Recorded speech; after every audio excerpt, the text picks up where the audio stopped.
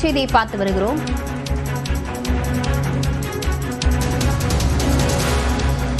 மாம்பழம் சின்னத்தை முடக்க கோரிய ராமதாஸின் மனு தள்ளுபடி செய்யப்பட்டிருக்கிறது. பாமகவில் ராமதாஸ் தலைமையிலான நிர்வாகிகளை அங்கீகரிக்க கோரி அவர் தரப்பில் தாக்கல் செய்த மனு தள்ளுபடி செய்யப்பட்டிருக்கிறது. இது குறித்த விவரங்களுடன் செய்தியாளர் மதன் இணைந்திருக்கிறார். மதன், வழக்கின் பின்னணியை விவரிக்கலாம். பாமக கட்சியின் உரிமை தொடர்பாக தலைவர் அன்புமணிக்கும் இந்த நிறுவனர் ராமதாஸுக்கும் இடையில் தற்போது ஒரு மோதல் ஏற்பட்டு வருகிறது. இந்த சூழல் ஏற்பட்டு வருகிறது. இந்த கட்சிக்கு மாம்பழ சின்னம் ஒதுக்கீடு செய்துள்ளதாக தேர்தல் ஆணையம் அன்புமணி முகவரிக்கு ஒரு கடிதம் அனுப்பியது.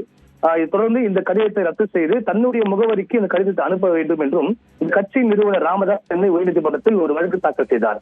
அதாவது கடந்த 2025 மே மாதமே அந்த தலைவருக்கான பதவிக்காலம் முடிந்த நிலையில் அந்த கட்சியின் தலைவராக தான் நீடிப்பதாக போலியான ஆவணங்களை தாக்கல் செய்ததாக அன்புமணி மீது ஒரு குற்றச்சாட்டு வைத்துள்ளார். ஏற்கனவே இந்த வழக்கை விசாரித்த சென்னை உயர்நீதிமன்ற தலைமை நீதிபதி அமர்வு இந்த வழக்கு தொடர்பாக தேர்தல் ஆணையம் 3 வாரத்திற்குள் பதிலளிக்க உத்தரவிட்டது. இந்த வழக்கானது மீண்டும் வரும் 24ஆம் தேதி விசாரணைக்கு வர நிலையில் தற்போது புதிய ஒரு மனுவை ராமதாஸ் தாக்கல் செய்தார். அதாவது இந்த மனுவில் பாட்டாளி மக்கள் கட்சி அங்கீகரிக்கப்பட்ட கட்சி அல்ல என்றும் பதிவு செய்யப்பட்ட கட்சி என்று தெரிவித்துள்ளார். எனவே பாட்டாளி மக்கள் கட்சியின் தலைமை குறித்து தேர்தல் முடிவும் செய்ய முடியாது என்றும் தெரிவித்துள்ளார்.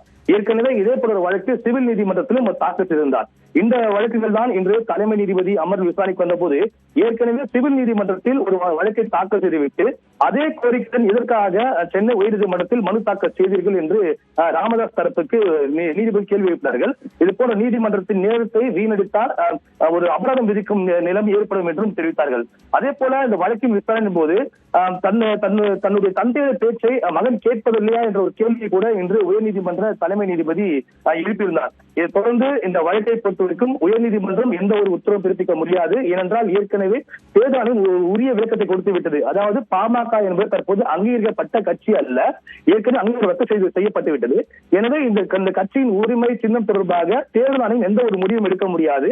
அவர்கள் சிவில் நீதிமன்றத்தை அணுக வேண்டும் என்று ஒரு விளக்கத்தை கொடுத்தது. எனவே அந்த விளக்கத்தை அடிப்படையாக கொண்டு தற்போது ராமதாஸ் தாக்கல் செய்த 2 மனு தள்ளுபடி செய்யப்பட்டது. அதே போல இந்த பிரச்சனை தொடர்பாக சிவில் நீதிமன்றத்தை அணுக வேண்டும் என்றும் தற்போது உயர்நீதிமன்றம் இந்த ஒரு உத்தரவை பிறப்பித்துள்ளது. விவரங்களுக்கு நன்றி மதன்.